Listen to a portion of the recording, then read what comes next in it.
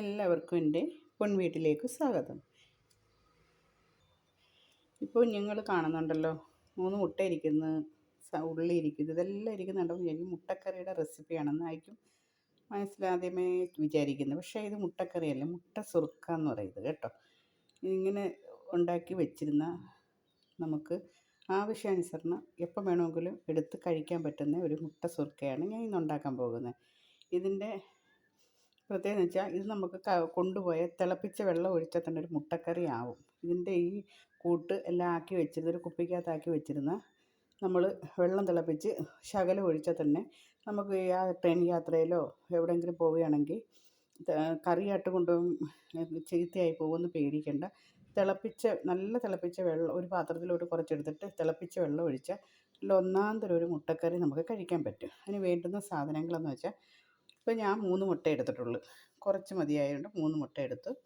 പിന്നെ കുറച്ച് കറിവേപ്പിലയുണ്ട്, പിന്നെ കടുവറുക്കാനുള്ള വറ്റൽമുളകുണ്ട്, വെളുത്തുള്ളിയുണ്ട്, ഇഞ്ചിയുണ്ട്, സവാളയുണ്ട്, കശുവണ്ടിയുണ്ട്, തേങ്ങാക്കൊത്തുണ്ട്, കുരുമുളക്, ചെറിയ ജീരകം, വലിയ ജീരകം, പിന്നെ നമ്മൾ മുട്ട ചേർക്കുന്ന കണക്ക് തന്നെ മഞ്ഞൾപ്പൊടി, മല്ലിപ്പൊടി, കാശ്മീരി മുളക് പൊടി കേട്ടോ. അപ്പോൾ ഇത്രയും സാധനമാണ്. ഇത് നമ്മൾ പിന്നെ ആവശ്യത്തിനുള്ള എണ്ണ. ഈ എണ്ണ എടുത്ത് നമ്മൾ ചട്ടിയിൽ ഒഴിക്കുക. ചട്ടിയൊക്കെ ചൂടാക്കി വെച്ചിട്ടുണ്ട്, ഒഴിക്കുക. ഈ സാധനം ഉണ്ടല്ലോ, സവാള, നമ്മൾ ബിരിയാണിക്കൊക്കെ വറുത്ത് കോരുമല്ലോ, അതേപോലെ നല്ല ഗോൾഡ് കളറിൽ കഴിക്കരുത്, അതേപോലെ വറുത്ത് കോരി മാറ്റുക. അങ്ങനെ എല്ലാ സാധനങ്ങളും വറുത്ത് കോരി മാറ്റുക. അപ്പോൾ നമുക്ക് അതിൻ്റെ പണി തുടങ്ങാം. ഓക്കെ, ആദ്യമേ നമുക്ക് മുട്ടയാണ് വറുത്ത് കോരേണ്ടത്. മുട്ട മഞ്ഞക്കരി ഒന്ന് മാറ്റുക.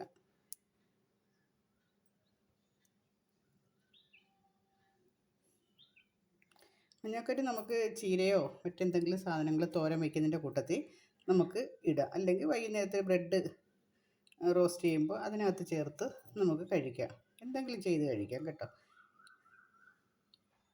മുട്ട അരിയുന്ന രീതിയാണ് കാണിച്ചു തരുന്നത്. മുട്ട നമ്മൾ നീളത്തെ മുട്ട പുഴുങ്ങിയിട്ട് ഇത് നീളത്തെ അരിയുക. എല്ലാ മുട്ടയും നമുക്ക് ഇതേപോലെ കട്ട് ചെയ്തെടുക്കണം. കണ്ടില്ലേ, മുട്ടയൊക്കെ ഞാൻ ചെറുതായിട്ട് ഇങ്ങനെ ഈ രീതിയിൽ കട്ട് ചെയ്തെടുക്കണം. നിങ്ങളിത് ആദ്യമായിട്ടാണ് ഉണ്ടാക്കുന്നതെങ്കിലും നിങ്ങൾ ശ്രദ്ധയോടുകൂടി ചെയ്യണം. കാരണം നിങ്ങൾ യൂട്യൂബിലൊന്നും തിരക്കിയാലൊന്നും ഇത് കണ്ടിട്ടത്. ഇത് ബിന്ദുവിൻ്റെ ഒരു റെസിപ്പിയാണ്. ബിന്ദു ചെയ്ത് പഠിച്ച ഒരു റെസിപ്പിയാണ്. ഏറ്റവും നല്ലൊരു വിഭവമാണെന്ന് മനസ്സിലാക്കുക കേട്ടോ. ആരും ഇന്നേവരെ ഉണ്ടാക്കിയിട്ടുമില്ല. അപ്പോൾ ഇതാ കണ്ടില്ലേ, ഇത് ശകലം ഉപ്പ് പൊടി ഒരു ശകലം ഇടുക. ഒരു ശകലമേ ഉപ്പ് പൊടി ഇടാവൂ കേട്ടോ. ഒരു ശകലം ഉപ്പ് പൊടി ഇടുക. കാരണം മുട്ട പെട്ടെന്ന് കയറി ഉപ്പ് പിടിക്കുന്നത് കൊണ്ട് ഒരു പൊടിയോളം ഉപ്പിട്ട് ഇത് ഇങ്ങനെ ഒന്ന് ആക്കുക. എന്നിട്ട് ഇത് എണ്ണയ്ക്കകത്ത് നല്ലപോലെ വറുത്തഞ്ഞ് കോരണം. അപ്പോൾ നമുക്ക് എണ്ണ ഒഴിക്കാം. എണ്ണ ഒഴിച്ചിട്ടുണ്ട്.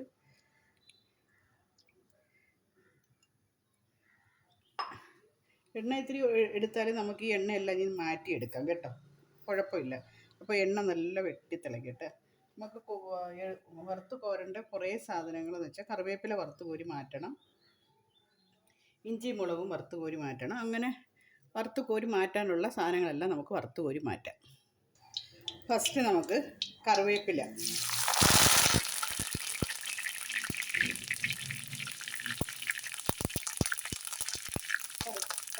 വറുത്ത് വെക്കണം. നല്ല വൃത്തിയായിട്ട് കറിവേപ്പില വറുത്ത് വരിക.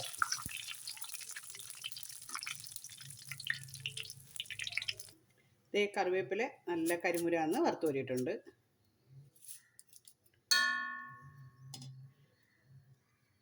ഇനി നമുക്ക് നമ്മുടെ തേങ്ങ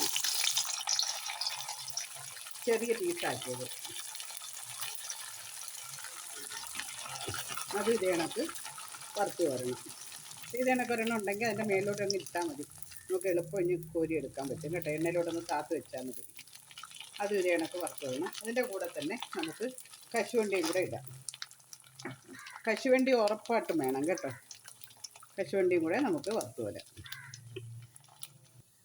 കശുവണ്ടി തേങ്ങയും വറുത്ത് വരിയിട്ടുണ്ട്, കണ്ടില്ലേ. അത് നമുക്ക് മാറ്റാം. ഇനി നമുക്ക് വറ്റൽ മുളക്.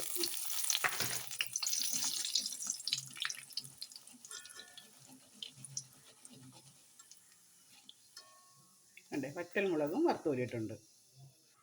ഇനി നമുക്ക് ഇഞ്ചി വെളുത്തുള്ളി.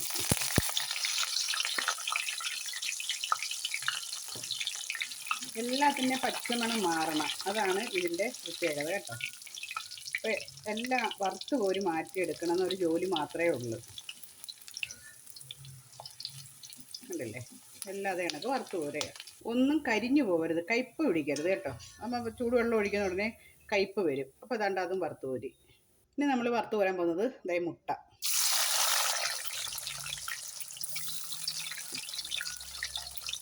മുട്ടയാണ് ഇനി വറുത്ത് കോരുന്നത്.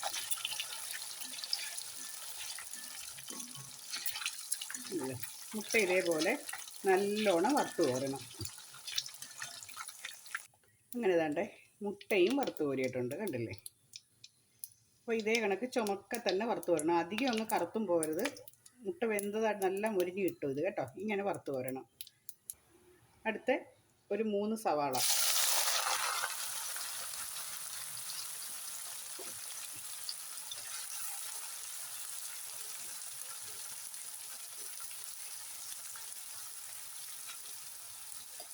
ശകലം ഉപ്പിടാം. ഇതും വറുത്ത് കോരുക.